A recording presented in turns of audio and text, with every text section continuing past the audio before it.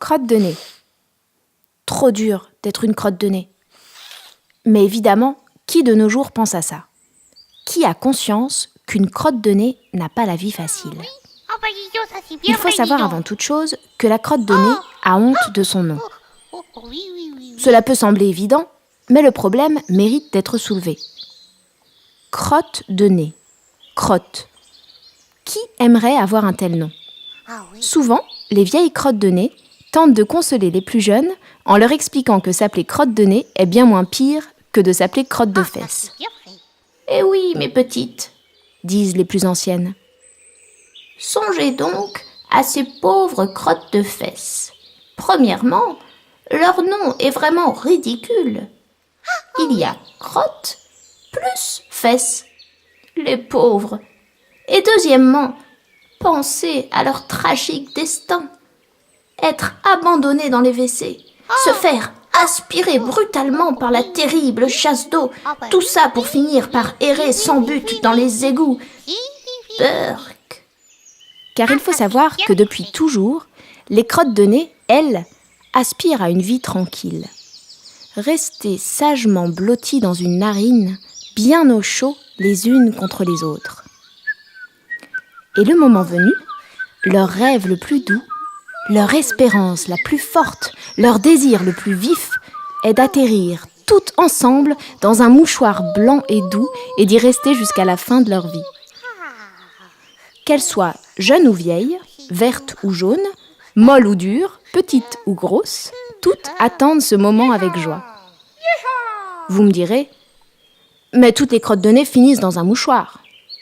C'est là que vous vous trompez. En effet, la vie d'une crotte de nez est semée d'embûches et rares sont celles qui ont la joie de voir leur rêve de s'installer dans un doux mouchoir se réaliser. Plusieurs événements fâcheux peuvent gâcher leur vie paisible dans les narines, certains bien pires que d'autres. Le premier accident qui peut survenir est souvent causé par de jeunes crottes de nez inexpérimentées. Dans le jargon des crottes de nez, on appelle ça la glissade, ou aussi crotte de nez qui pend. Il s'agit en fait de crottes de nez qui seraient malencontreusement sorties d'une narine. Et pour ces pauvres petites, l'humiliation est terrible. Montrées du doigt, elles sont la risée de tous. Si vous pouviez les observer au microscope, vous les verriez sûrement rougir de honte. Et si ce ne sont pas des éclats de rire qui accueillent ce triste spectacle, ce sont des regards en coin, accompagnés d'une petite moue de dégoût qui humilie autant que les rires, si ce n'est plus, la pauvre crotte de nez maladroite. Mais cette situation n'est pas la pire. Il arrive souvent que, suite à une glissade, un mouchoir arrive à sa rescousse et qu'ainsi, après de longues minutes de solitude, elle puisse enfin se remettre de ses émotions dans le moelleux du papier. Cependant, toutes les glissades ne finissent malheureusement pas dans un Kleenex. En effet, il peut arriver que l'être humain, dépité et sans mouchoir, attrape la crotte de nez, la tourneboule entre ses doigts et la jette par terre. Pour éviter cela, les crottes de nez apprennent très tôt à rester bien accrochées aux parois nasales.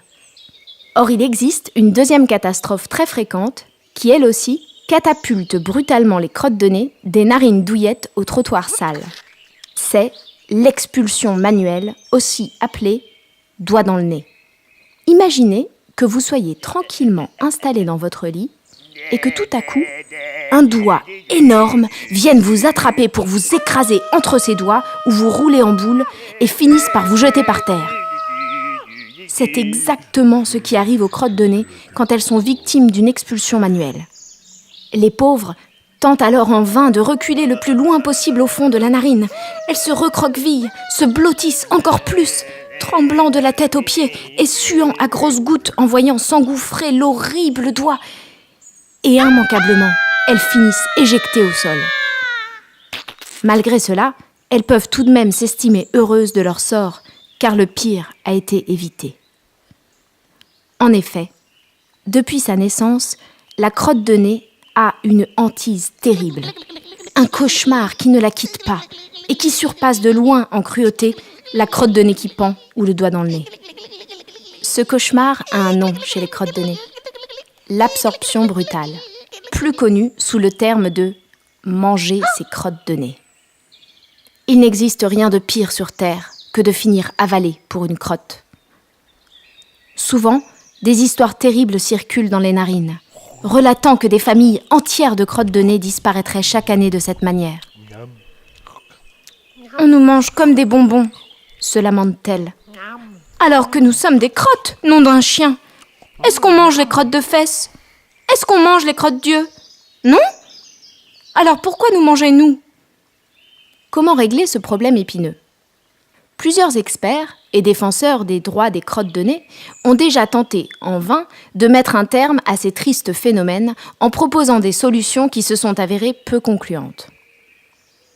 Il y a quelque temps, un grand crotte-de-nétologue avait songé à faire accrocher un mouchoir au bout du nez de chaque enfant à l'aide d'une pince à linge, mais ces derniers s'étant plaints de ne pas pouvoir respirer correctement, il avait fallu abandonner cette solution.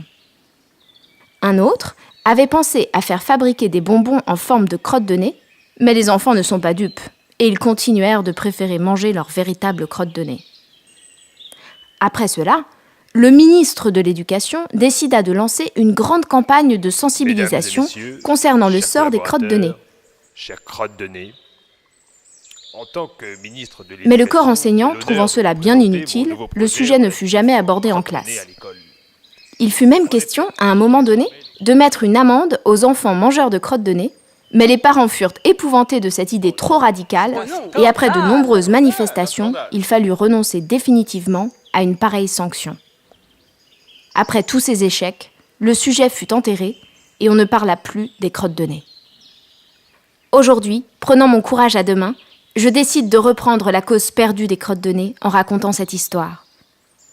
J'espère donc vous avoir fait comprendre que le seul moyen de rendre heureuse une crotte de nez est bien de se moucher. Cette solution reste la meilleure et la plus simple pour tout le monde. Car vous voyez que la vie d'une crotte de nez n'est pas rose tous les jours et que je ne vous ai pas raconté d'histoire en vous disant « Trop dur d'être une crotte de nez ».